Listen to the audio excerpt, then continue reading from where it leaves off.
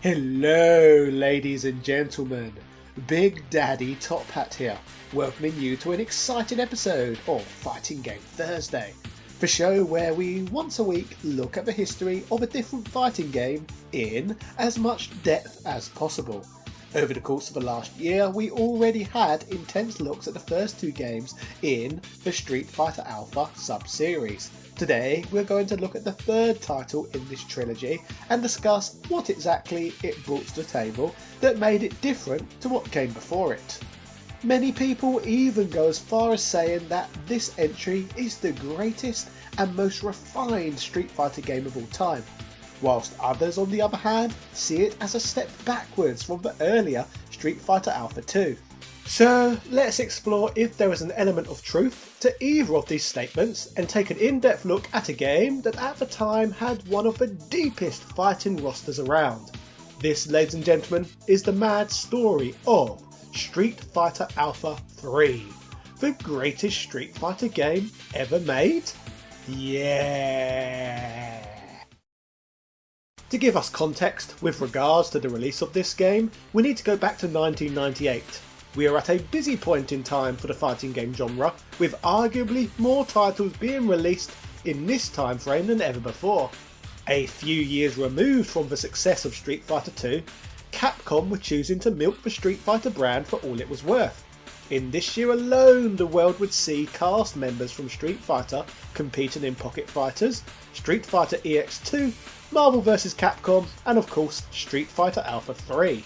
It was a confusing time to be a casual fan of the brand, with Street Fighter characters appearing so frequently, many gamers did not even know where to turn.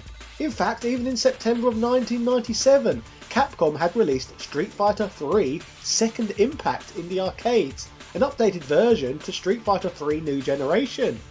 Whilst hardcore fighting game players loved Street Fighter 3 and its iterations, as we've discussed many times on here before, there were many factors that would put the casual market off of these games.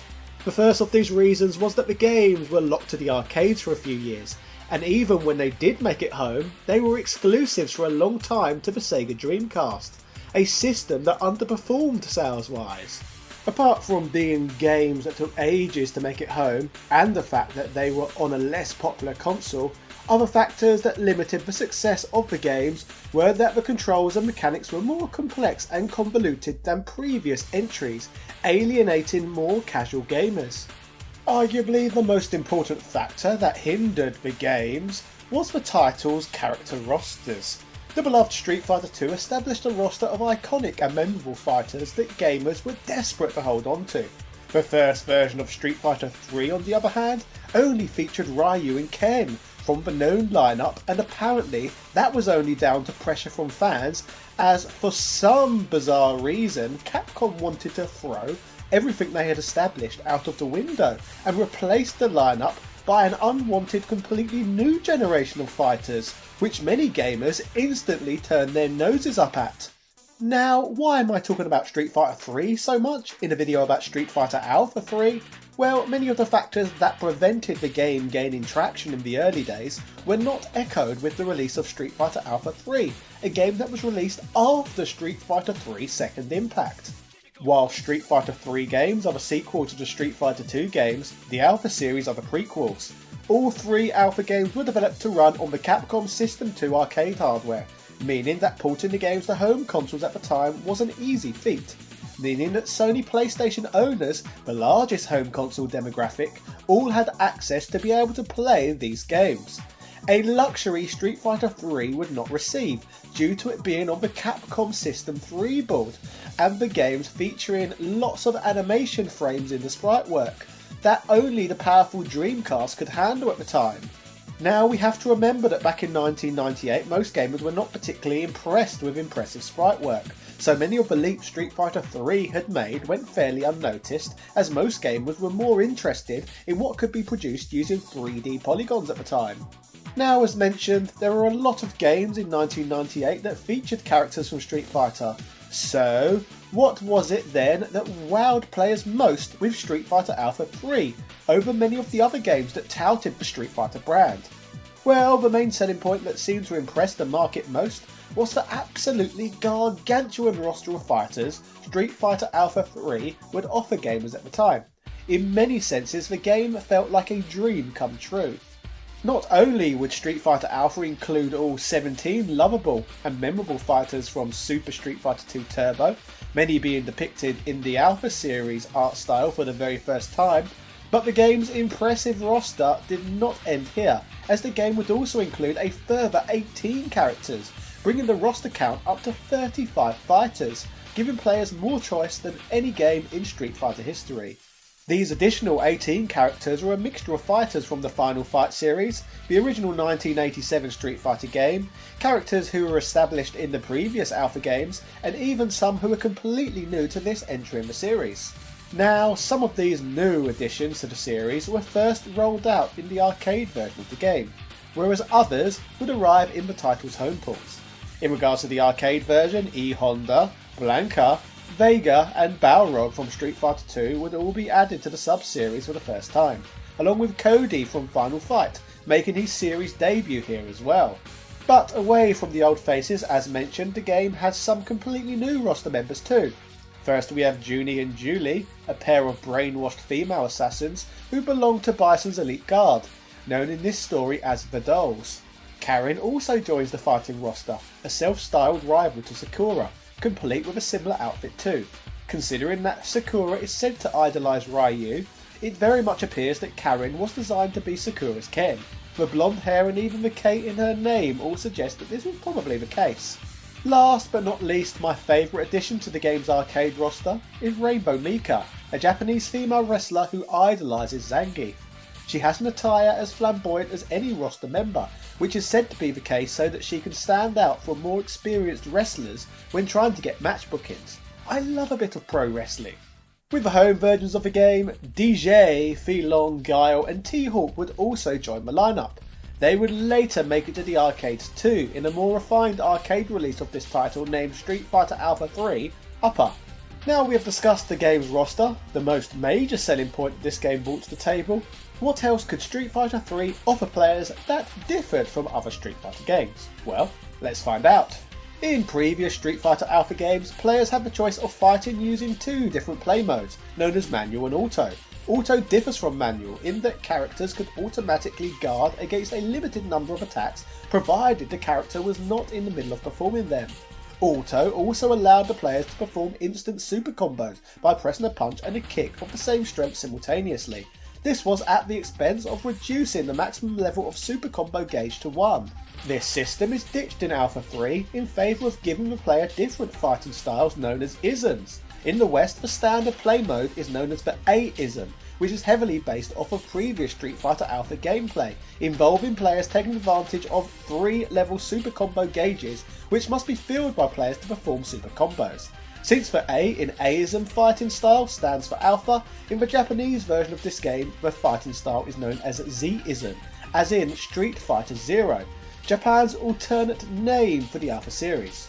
Next we have X-ism, which rather than being based on the previous Alpha games is more influenced by Super Street Fighter 2 Turbo, which features one single leveled super gauge to access one single but powerful super combo move. X-ism limits some of the mechanics found in previous Alpha games which are not found in Street Fighter 2, such as air blocking and Alpha counters. For the first time in a Street Fighter game, Street Fighter Alpha 3 features a third fighting style, this one known as V-ism, standing for variable style. In this mode, players can perform custom combos similar to those we discussed in my Street Fighter Alpha 2 video a few months ago. But using the V-ism super combos are inaccessible in the regular way, and instead players must press both kick and punch buttons of the same strength to execute them. These 3 isms all vary in the advantages and disadvantages each system offers players. The X-ism features the highest attack and lowest defense, the V-ism offers the opposite, and the A-ism offers a balance between the two. The 3 different playstyles also result in varied movesets for the characters depending on the style chosen, adding an extra layer of depth and complexity to the fighting experience in Alpha 3 over previous Alpha games. To add to this, there are even further hidden play modes too, such as Classic mode, which prevents super combos and air juggling. There is a fair amount to break down here. New to the gameplay, away from the isms in terms of mechanics, is the game's new guard power gauge, which depletes as players block oncoming attacks. Once completely depleted, players can no longer block and become more vulnerable to oncoming attacks. Each time this bar is broken, it shrinks and fills up to a new maximum. The guard bar also varies in size between different fighters depending on who players select. Like the previous Street Fighter Alpha games, once again Street Fighter Alpha 3 features its own unique range of stage backdrops, unique to fighters, to further separate this game from the pack. There was far more variation put into each entry in the Alpha series than what Capcom did stylistically with each entry in the Street Fighter 2 series before this. The PlayStation version of the game would introduce an interesting feature known as World Tour Mode, which enabled gamers to fight around the world against different fighters in their homelands, a bit like in Street Fighter 2. The mode adds more variety and depth through offering players power-ups as they progress. For example, making your playable fighter strong against dizziness as an example.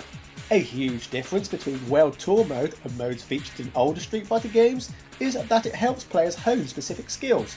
For example, you may face off against an opponent with their power bar half empty and must defeat them through only using combos.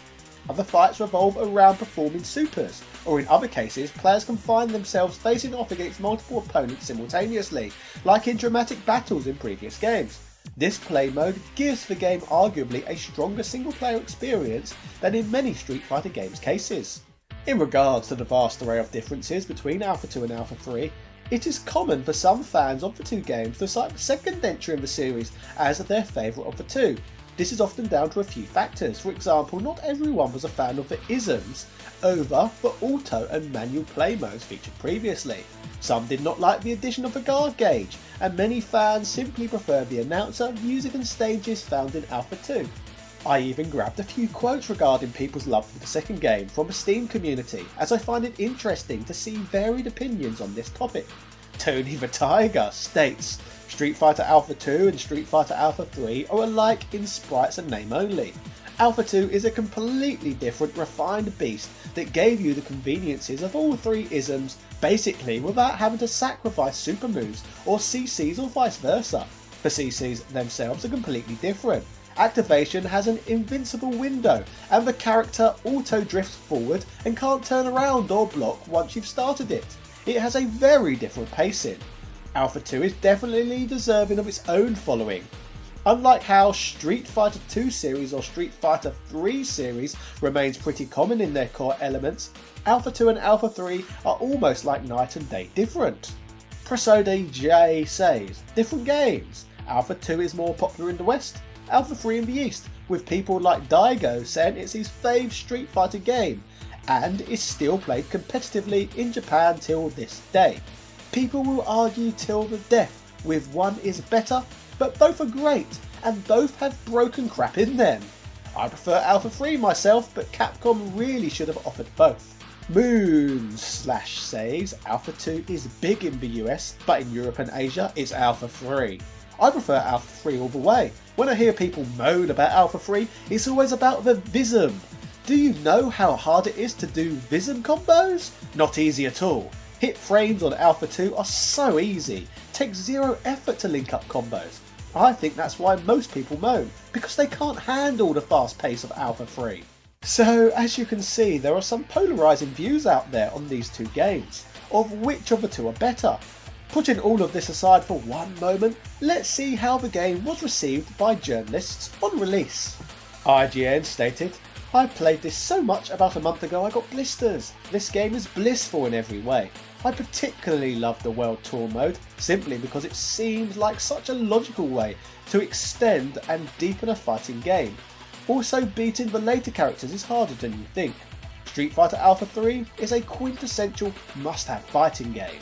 GameSpot would state the game's graphical prowess and arcade-perfect gameplay combined with its cache of bonus modes make Street Fighter Alpha 3 the latest standard for 2D excellence on the PlayStation. Throw in the volatile World Tour creation system and you have a fighting game rife with gameplay exploits. Even so, most Capcom fans will be delighted with Street Fighter Alpha 3 simply because the home version is so over the top with bonus modes and extra characters. We can only hope that Street Fighter Alpha 3 is the first step for Capcom in a trend to make console games exceed their arcade predecessors. The most popular version of the game that was released was on the Sony PlayStation and has a Metacritic score of 93%, giving you an idea of how much journalists loved this bloody game. Speaking of the PlayStation version of Alpha 3, it sold well over 1 million copies, which was a great inning for the oversaturated Street Fighter brand. This version of the game, as stated earlier, added a range of new characters, and even Evil Ryu and Shin Akuma were added as secret unlockables too.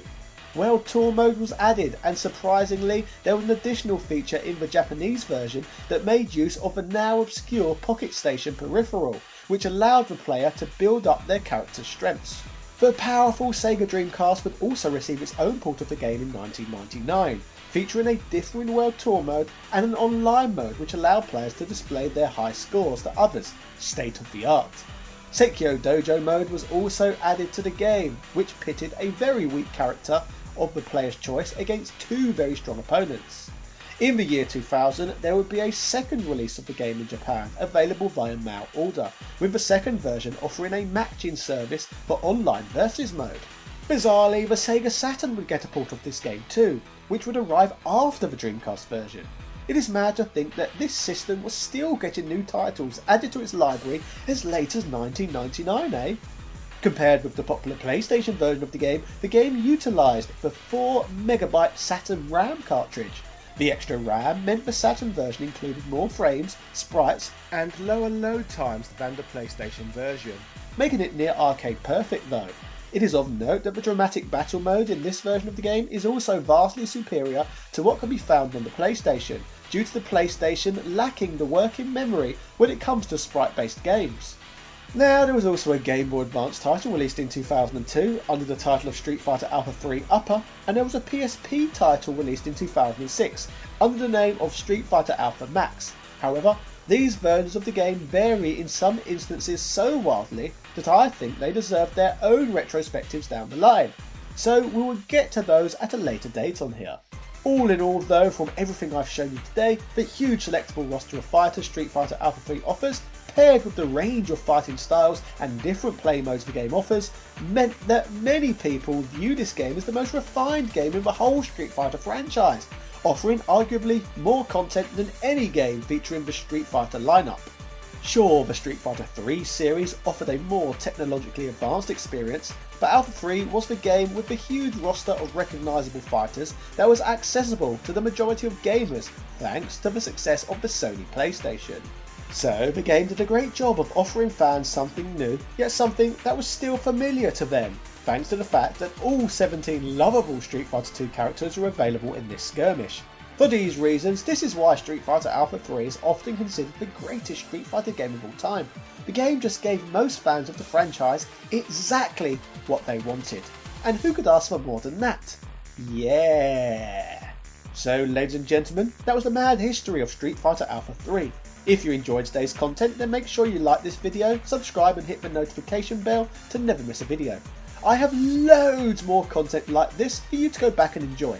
If you are a long-term viewer of this channel, then you may want to consider backing me on Patreon. We have a great Discord community, democratic votes on many other subjects for these videos, and we give early access to all content and even post exclusive Patreon only videos too. You can receive all of this and even get a place in the end credits of these videos. This show is greatly aided by the support patrons provide this channel's growth with, so keeping this in mind, huge thank yous to my channel's patrons who continue to make this journey possible.